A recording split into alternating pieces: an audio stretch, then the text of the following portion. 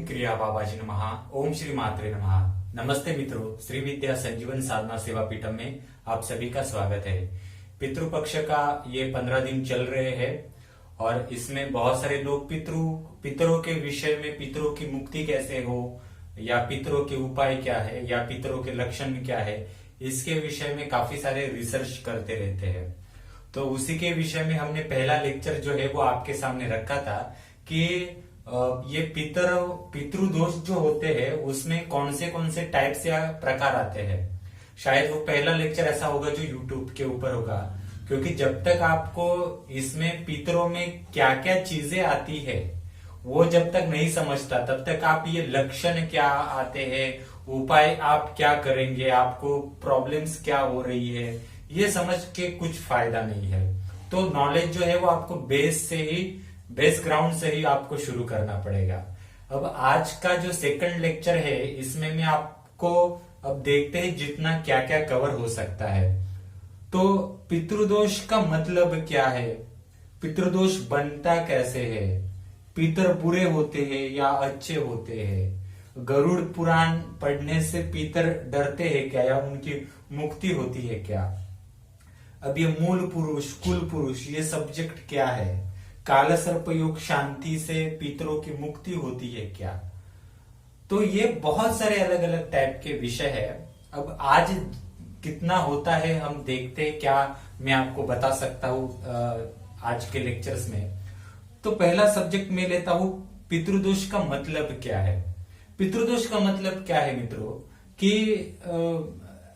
हर समय आप जब कुंडली देखने के लिए जाएंगे तो कुंडली जब देखते हैं तब राहु के साथ कोई भी ग्रह आपको जुड़ गया या फिर आपको घर में ऐसा कोई या आपके जीवन में कोई प्रॉब्लम आपको बताया हो जाता है, तब बहुत सारे लोगों को ज्योतिष वाले बताते हैं कि आपको पितृदोष का प्रॉब्लम है।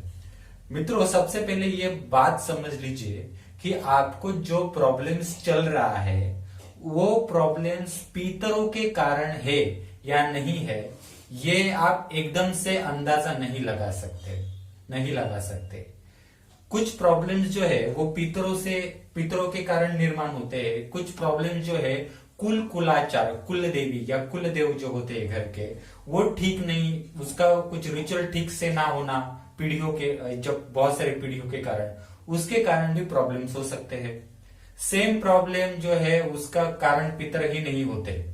कुछ ऐसे प्रॉब्लम्स भी है वो आपको किसी ने आपके ऊपर ब्लैक मैजिक किया है, बंदिश करवाई है, काला जादू टोना टोटका करवाया है, उसके कारण भी प्रॉब्लम्स हो सकते हैं और आपको लगेगा कि पितरों का प्रॉब्लम चल रहा है। तो जरूरी नहीं है कि पितरों के कारण ही सारे प्रॉब्लम्स हो जाए। राहु के साथ शनि हो, मंगल हो, जरूरी नहीं है कि वो पितरों का ही कुछ दिखाए। तो बहुत सारा एनालाइज करना आवश्यक है और एनालाइटिंग या फिर जो एक रिसर्च है कुंडली का या किसी व्यक्ति के जीवन में जो कुछ प्रॉब्लम्स चल रहे हैं उसके बारे में, तो रिसर्च के लिए यहाँ पे आपको काफी कम लोग समय दे पाते हैं। बल्कि कुंडली सामने आ गई, राहु के साथ शनि है, गुरु है, मंगल है या बुध है, तो सीधा आपको बताएंगे पितृदोष है और उसको और आपको डराने के लिए और भी एक दो शब्द वर्ड यूज करेंगे। तो ये सब कुछ चल रहा है। पितृदोष का मतलब कि जैसे हम जीते हैं, हाँ, हम जैसे जीते हैं और हमारे जीवन में जैसे कीटाणु है, चींटियां है, हाथी है, वो अपने अपने माहौल में जीते हैं, उनका एक समुदाय होता है, पेड़ पौधों का एक समुदाय होता है। तो खुली आंखों से जो चींटियों से लेकर हाथी तक, मनुष्य हो, वृक्ष हो, इनका एक समुदाय होता है। तो उनका एक अलग समाज होता है। उसी प्रकार से किसी भी व्यक्ति का जन्म जिसमें होता है, जैसे कि मैं हूं, मेरा घर है, तो मेरे घर में मेरे जो घराना है उसमें मेरे जन्म से पहले जितने भी सारे डेथ मेरे पूर्वजों के हो चुके हैं, तो वो सारे पूर्वजों के डेथ होने के बाद वो सारे पूर्वज जहां पे स्टे करते हैं, यानी ऐसा समझ लीजिए कि मैं गोवा के साइड में रहता हूं, तो गोवा से मुझे मुंबई जाना है, तो मैं कहीं जाकर स्टे करूंगा कुछ समय के लिए। मैं तो 6 घंटे की एकदम से जर्नी तो नहीं करूंगा, तो मुझे कहीं रुकना पड़ेगा। उसी प्रकार से कि मनुष्य की मृत्यु यानी मेरे घर का, मैं अपने घर का उदाहरण दे रहा हूं, तो मेरे घर के जो पूर्वज है, मेरे नाना नानी हो या ग्रैंड पेरेंट्स के पेरेंट्स, ये सब कुछ जो हो, हाँ, उनकी डेथ के बाद वो सारे जो लोग होते हैं उनकी डेथ के बाद वो कहीं पे एक स्टे करते हैं। तो वो जो स्टे करते हैं उस स्टे को हम कह सकते हैं कि वो पितर लोक में स्टे कर रहे हैं। अब वो पितर बनते कैसे हैं? हाँ, तो सबसे पहले ये समझ लो कि मेरे बाल बच्चे हैं, हाँ, तो मेरे बाल बच्चे हैं और मेरी एक्सीडेंटल डेथ हो चुकी है, हाँ, तो मेरी आस रहती है कि मेरे बाल बच्चों का आगे क्या होगा, मेरा पीढ़ी बढ़नी चाहिए, मेरा कुल बढ़ना चाहिए। मेरी ये भी आस रहती है कि मेरे पास काफी पैसा था, मुझे पैसे का उपभोग लेने के लिए नहीं मिला, मेरी पत्नी या मेरे बच्चे बहुत सुंदर थे, उनका उपभोग लेने के लिए मुझे नहीं मिला, मैंने नया नया घर लिया था, मुझे उसका उपभोग लेने के लिए नहीं मिला। तो ये सारी वासनाएं अपने घर के प्रति, अपने पीढ़ी के प्रति होती है, अपने सरनेम के प्रति होती है, अपने जो आपका जो कुछ हो वो उसके प्रति रहती है। तो ये वासनाएं मरती नहीं है। हाँ, तो ये वासनाएं ना मरने के कारण होता क्या है कि जैसे कि अब ये आप देखिए, कोई आदमी जो है लग्जरियस लाइफ जी रहा है, अचानक से उसके हाथ से आईफोन आपने छीन लिया, उसकी BMW आपने छीन ली, उसका पद, ऑफिस, घर छीन लिया और उसको बेघर करके रोड पे, एक दिन में उसको रोड पे सुला दिया, तो उसको क्या महसूस होगा?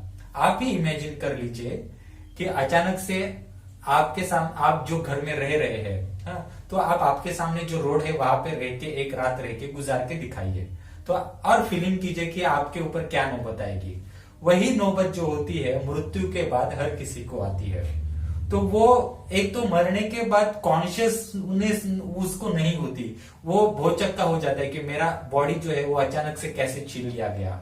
हाँ, तो बाद में उसको उसके जो पितर होते हैं, यानी अगर समझ लीजिए कि मैं मर गया हूं, हाँ, तो मैं मरने के बाद मेरे पितर आएंगे, मेरे नाना नानी हो या और कोई गए हो पितर, तो वो आएंगे मेरे पूर्वज, मुझे बताएंगे अब तुम्हारी डेथ हो चुकी है, हमारे साथ चलो। ऐसा मैं एक नॉर्मल रूप से बता रहा हूं कि होता क्या है। इसमें भी काफी बड़ा रिसर्च है, पर शॉर्ट में बता रहा हूं, और जरूरी नहीं है कि ये ऐसा ही चले, काफी अलग अलग टाइप्स में ये चलता रहता है। और जरूरी भी ये भी नहीं है कि किसी की डेथ होने के बाद कोई झट से पितर बनता है या पितर लोक में जाता है। पितर लोक में भी जाना इतना आसान नहीं है, पितर योनि मिलना भी इतनी ऐसी कोई आसान चीज नहीं है, समय लगता है पितरों की योनि मिलने पे भी। ऐसा है, उस कैटेगरी में वो आत्मा बैठनी चाहिए। यानी मैं मर गया और मेरी वासना घर के प्रति ये बहुत है तो मुझे झट से पितर लोक मिल जाएगा, ऐसा कुछ नहीं होता। अब इमेजिन कर लीजिए मैंने बहुत बड़े पाप किए हैं, मैं पॉलिटिशियंस हूं, हाँ, इमेजिन मैं पॉलिटिशियंस हूं, मैंने बहुत बड़े पाप किए, मैंने भ्रष्टाचार किया है, मैंने लोगों को दुख दिए, मैंने लूटा है लोगों को, हाँ, तो क्या मुझे पितर लोक में स्थान मिलेगा? नहीं मिलेगा।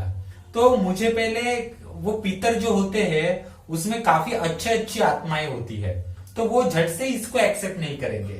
तो ऐसे आत्माओं के लिए कुछ अलग कायदे कानून ऊपरी जगत में बने हैं, तो वो भ्रष्ट आत्माएं होती है, भ्रष्ट बाधिक आत्माएं होती है, और उन भ्रष्ट बाधिक आत्माओं के लिए कुछ अलग पैटर्न्स होते हैं, वो इसमें बोल नहीं सकते। तो ये सब नॉलेज के लिए मैंने आपको बताया कि पितर योनि में ऐसे भी एकदम से झट से कोई नहीं जाता, वो एक सफर होता है, वो सफर गुजारना पड़ता है। तो पितृदोष बनता कैसे, इसमें मैंने आपको बताया कि अगर मैं मर गया तो मुझे वो पितर बताने के लिए आएंगे कि देखो तुम अब मर गए, तुम्हारा बॉडी छूट गया, हमारा भी ऐसा ही हुआ था।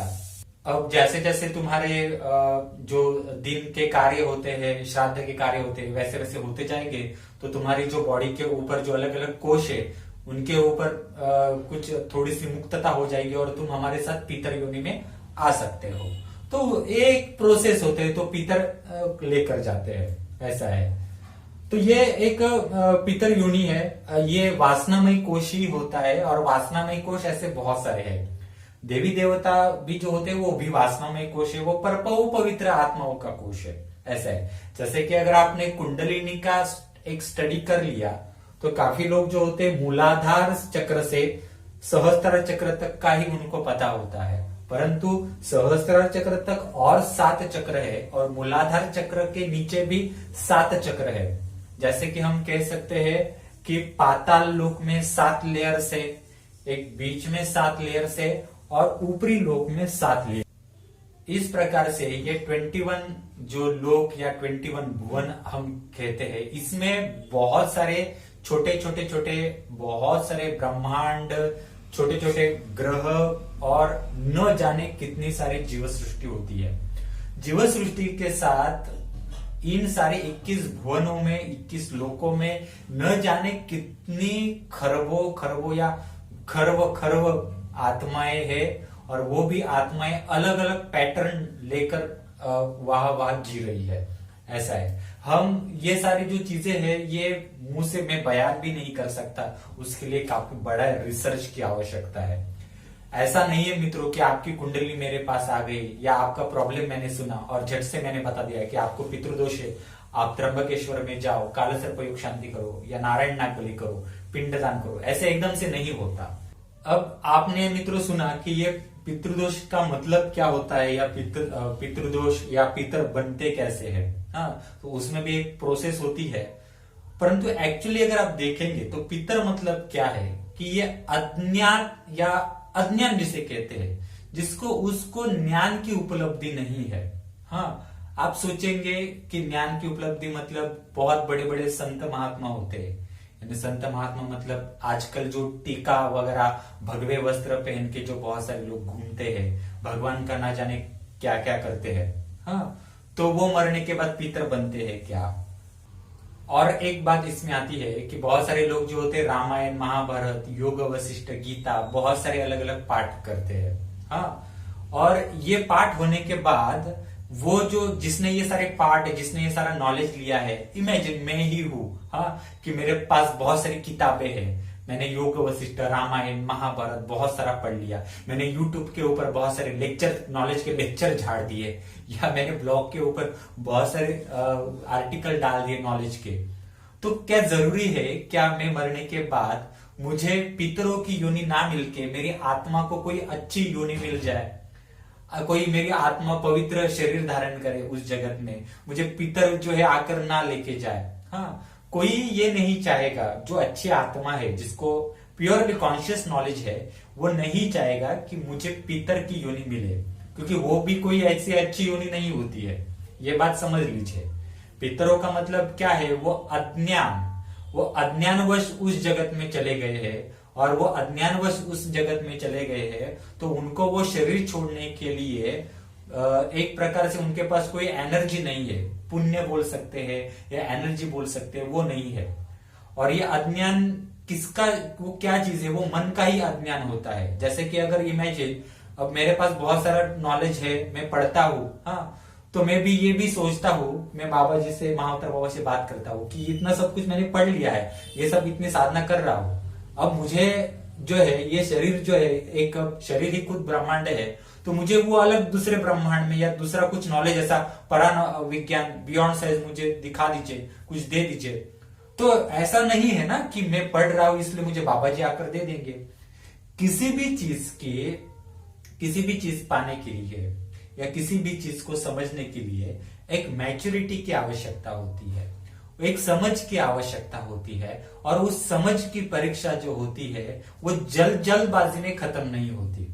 जैसे कि कलेक्टर की पढ़ाई है, आप जानते हैं कितनी पढ़ाई करनी पड़ती है, उसके बाद उसके इंटरव्यूज होते हैं, ना जाने कितने इंटरव्यूज होते हैं, उसके बाद उसकी ट्रेनिंग होती है, तब जाके उसको वो पद मिलता है। उसी प्रकार से होता है कि जब आपके पास इतना नॉलेज है, पढ़ लिया आपने, इतनी मंत्र तंत्र कर लिए, इसलिए जरूरी नहीं है कि आपको पितरों की योनि छोड़ के कोई अच्छी पवित्र योनि आपको मिल जाए, ये इतनी आसान नहीं है।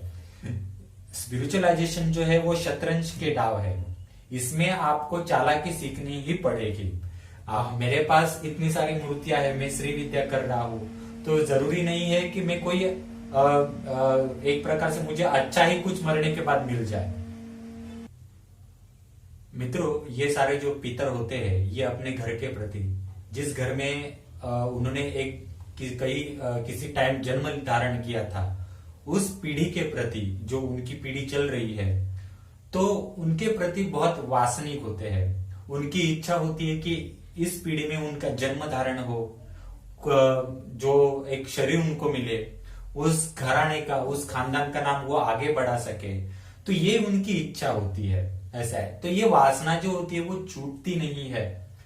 तो उसके कारण ये पितर जो होते हैं, ये पितर अपनी मुक्ति के लिए उनके पीछे जो, यानी अगर मेरे पितर है तो ये पितर होते हैं, वो पीछे लग जाते हैं कि हमें ये वासनामयी कोष छोड़ना है, जन्म धारण करना है, या फिर ये पितर लोग जो है ये छोड़ना है और आगे का लोक में जाना है। तो उनके पास ये कोई एनर्जी होती नहीं है।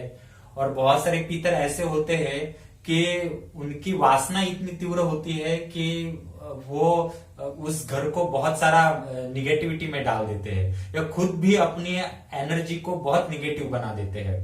तो ये सारे बहुत एक प्रकार से ये एक झमेला है। मैं तो इतना यहाँ पे पूरा क्लियरली बता नहीं सकता, आप थोड़ा सा समझ के ले सकते हैं। अब मित्रों, और एक सवाल आता है इसमें कि पितर बुरे होते हैं या अच्छे होते हैं।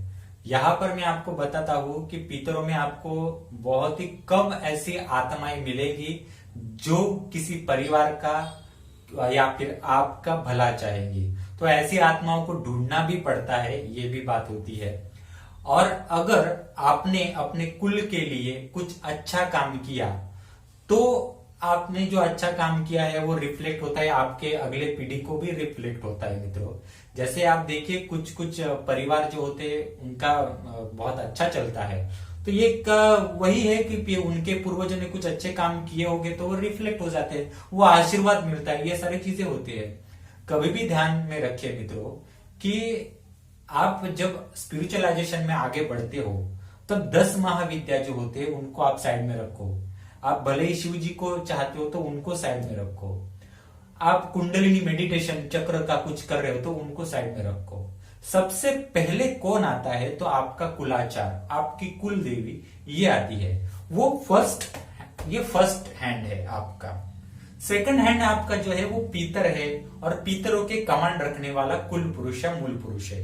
तो ये दोनों हाथ जो है, इनमें अगर आपके हाथों में बल नहीं है, कुलाचार और कुल जो पीतर है, इन दोनों में अगर आप एनर्जी नहीं है तो आप आगे नहीं बढ़ पाओगे। ये बात आप थोड़ा सा समझ लीजिए। भले ही मेरे पास श्री विद्या हो, भले ही मेरे पास महाअवतार बाबा जी हो, या फिर भले ही मेरे पास 10 महाविद्याओं के कुछ भी साधना हो, मेरे पास कुंडली जागरण का कोई भी तरीका भी हो, पर मेरे पास मेरे कुलाचार की और मेरे पितरों के थोड़े से भी आशीर्वाद नहीं है, तो मैं इन सारी चीजों में आगे नहीं बढ़ सकता। ये पितर क्या करेंगे कि आप उस साधना में जो आगे बढ़ रहे हैं उसमें आपको फंसाकर फिर से आपको पीछे ढकेल देंगे, कुछ मायावी चीज निर्माण करेंगे और पीछे ढकेल देंगे। ये बात आप समझ लीजिए। इसलिए श्री विद्या हो या 10 महाविद्याओं की साधना आप करते हो, या उप महाविद्याओं की आप साधना करते हो, उसमें आपको महागणपति की साधना दी जाती है, गणेश की साधना दी जाती है। 10 महाविद्याओं के 10 गणेश है, उनकी साधना करने के लिए कहा जाता है कि आप पहले जिसका कर्जा लिया है आपने, उस कर्जे को मुक्त हो जाओ। पितरों का कर्ज हो, कुलाचार का कर्ज हो, उन ऋण से मुक्त हो जाओ और साधना में आगे बढ़ो। इसलिए मित्रों, वो लोग जो है कुछ चीजें समझते नहीं, उतावलेपन से आज मैं ये साधना करूंगा, वो साधना करूंगा, मैं मेडिटेशन का वो चक्कर लगाऊंगा, मैं ये योग करूंगा, इसमें पड़ जाते हैं। ये खर्चा जो वेस्ट आप कर रहे हैं वो आप सही जगह पे लगा दीजिए, ये बहुत जरूरी है। तो पितरों में अच्छी भी आत्मा होती है, पर ढूंढनी पड़ती है, उनको बुलाना भी पड़ता है। हमारे ऊपर ही इतनी निगेटिविटी बैठ चुकी है कि वो सारी आत्माएं आती ही नहीं है। ये सारी चीजें है आज के जमाने में। मैं तो ये सोचता हूँ कि मेरे जो नाना नानी गुजरे थे, उस समय मोबाइल नहीं था, उस समय कोई गाड़ियां नहीं थी, तो वो उस टाइप की सोच लेकर गुजर गए थे। ज्यादातर क्या होता है कि वो पितर उस टाइप की सोच लेकर ही गुजर जाते हैं और उनको पितर योनि भी उस टाइप की ही मिलती है, वो सोच भी थोड़ी सी पुरानी रहती है उनकी। ऐसा है। दूसरा एक हम मुद्दा लेते हैं कि गरुड़ पुराण से पितर डर जाते हैं क्या। ज्यादातर देखा गया है नॉर्थ इंडियंस में कि घर में कोई मर जाता है तो घर में 11वें या 12वें या 13वें दिन में गरुड़ पुराण का पाठ रखा जाता है, और आसपास के जो मित्र परिवार होता है, नेबर होते हैं, फैमिली फ्रेंड्स, वो गरुड़ पुराण सुनने के लिए आते हैं। अब आप सोचिए मित्रों कि हम जो है रोज कोई ना कोई गलती करते हैं। हाँ, किसी ना किसी को गाली गलौज करते हैं, उससे तो हम बाज नहीं आते। तो गरुड़ पुराण हम जब सुनते हैं कि इससे ये लोक में ये हो जाएगा, वो लोक में वो हो जाएगा, इसका ये आज के मनुष्य के ऊपर ही कोई असर नहीं हो रहा है। तो गरुड़ पुराण आप एक मृत आत्मा को, एक मृत शरीर जिसने शरीर छोड़ा है, ऐसी आत्मा को आप गरुड़ पुराण सुना रहे हैं, उसके ऊपर क्या असर हो जाएगा। और सच में ये गरुड़ पुराण, अगर गरुड़ पुराण में जो सब कुछ हकीकत बताई गई है उससे इन सारी आत्माओं को डराया जाता, तो मैं सच बताता हूं मित्रों कि आज पृथ्वी के ऊपर न जाने दिन में कितनी आत्माएं जन्म धारण कर रही है, वो आत्माओं का जन्म धारण ही बंद हो जाता कि गरुड़ पुराण की बातें सुनकर वो आत्मा ऐसे ही डर के आगे बढ़ जाती। तो ये गरुड़ पुराण से कोई पितर डरते बिरते कुछ नहीं है। हाँ, नहीं तो झट से पितर लोग ही नष्ट हो जाता, पितर लोग नाम की कोई चीज ऐसी बचती ही नहीं है। तो गरुड़ पुराण भी, एक्चुअली गरुड़ पुराण में जो चीजें बताई है वो असल जिंदगी में है, परंतु जैसे मैंने आपको कहा कि किसी भी व्यक्ति को एकदम से झट से पितृलोक में जाने के लिए नहीं मिलता मृत्यु के बाद। हाँ, तो उसी प्रकार से कोई भी व्यक्ति मरने के बाद उसको गरुड़ पुराण के अनुसार वो जैसे यमराज होते हैं वो आकर ले जाते हैं, ऐसी क्रियाएं भी नहीं घटती। ये बात आप ध्यान में रखिए। यम के दूत आते हैं, ये बात सत्य है, और अलग अलग टाइप के यम के दूत होते हैं वो भी आते हैं, ये भी बात सत्य है। परंतु यमदूत को, यानी यमदूत भी, वो भी एक पवित्र एनर्जी है, वो भी किसी ऐसे एनर्जी को हाथ नहीं लगाएंगे कि जिसको लगाना नहीं चाहिए। हाँ, क्योंकि उनके पास भी ताकतें हैं, वो भी पवित्र शक्तियां हैं, वो भी पवित्र आत्माएं हैं, वो भी पापी आत्माओं के ऐसे नहीं बंधन बनाकर लेके जाएंगे। कुछ समय के लिए हमें मृत्यु के बाद ऐसे ही वासनामय कोश में रह के सरवाइव करना पड़ता है, वो दुख देखने पड़ते हैं, ऐसा है। हाँ, तब जाके हमें समझ में आता है कि अंदर से कि मैंने कुछ चीजें गलत की थी, ये दुनिया इस तरह से है पर ये दुनिया अलग है। हाँ, तो ये धीरे धीरे जैसे जैसे समझ में आता है, सरवाइव करते हैं, वैसे वैसे आगे की प्रोसेस हो जाती है। जैसे कि किसी का, आपके घर में किसी का जन्म धारण हो गया, जन्म लेने के बाद हॉस्पिटल जो है उस बच्चे का एक सर्टिफिकेट बनाती है, बाद में आपकी जो नगर पालिका स्थानिक प्रशासन है वो बर्थ सर्टिफिकेट बनाती है, बाद में हॉस्पिटल में आपको जो टीके लगते हैं उसका सर्टिफिकेट बनता है, फिर आपका आधार कार्ड बनता है। ऐसे एक अलग अलग प्रोसेस बनती जाती है। वैसे ही वो प्रोसेस बहुत लंबी प्रोसेस है। तो ये सारे मुझे कुछ चीजें आज के लेक्चर्स में बतानी थी आपको। और उपायों के बारे में बहुत लोग कुछ ना कुछ पूछते हैं, तो मैं उपायों के लिए ना कभी और किसी लेक्चर में ठीक से बताऊंगा, एकदम से झट से इसमें आपको नहीं बताऊंगा। फिलहाल आप उपाय के लिए किसी और के लेक्चर सुनिए और उसमें से आप उपाय कर लीजिए। तो काफी सारी चीजें मैंने आपको बता दी है। और एक क्वेश्चन में इसमें लेता हूं कि काला सर्प योग शांति से पितृदोष नष्ट होता है क्या? तो मैं आपको बताता हूं कि इंडिया में बहुत सारे एस्ट्रोलॉजिस्ट जो है वो कुंडली में राहु केतु का एक डायग्राम देखकर कुंडली में बताते हैं कि आपको काला सर्प योग दोष है और शांति कर लीजिए त्र्यंबकेश्वर में या कहीं जाकर। तो पितृदोष हटाने के लिए, पितृदोष जो है वो काला सर्प योग शांति से नहीं हटता मित्रों। हाँ, अगर आप सोचिए कि मुझे खाने के लिए, जो एक मनुष्य को खाने के लिए जो चीजें हैं वही खानी चाहिए। अगर मैंने खाने में पत्थर ले लिया, हाँ, तो और मैं पत्थर पचा सकता हूं क्या? मेरा शरीर उसके लिए नहीं बना है। तो उसी प्रकार से पितरों के लिए पिंडदान ही लगते हैं, या फिर आप जो साधना करते हैं उसकी एनर्जी लगती है, ऐसा है। तो वही एनर्जी उनको लगती है। तो आप ये काला सर्प योग शांति में नवग्रह शांति होती है, सर्प की प्रतिमा की पूजा होती है। हाँ, तो इन सारी चीजों से पितृदोष से मुक्ति नहीं मिल पाती मित्रों। काला सर्प योग शांति, जो बच्चा 15, 16, 17 साल तक है, छोटा है, जिसको कुछ पता नहीं है, पूरा डिटेल्स में पता नहीं है, उसके कुंडली में बहुत सारा पितृदोष है, तो उसके लिए काला सर्पयोग शांति ठीक है।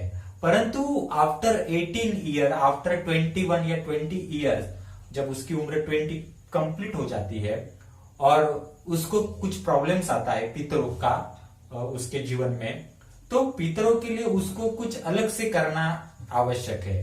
भले ही वो पिंडदान ना करे, पर उसके पेरेंट्स होंगे, उनको पिंडदान करना चाहिए उस बच्चे के भविष्य के लिए।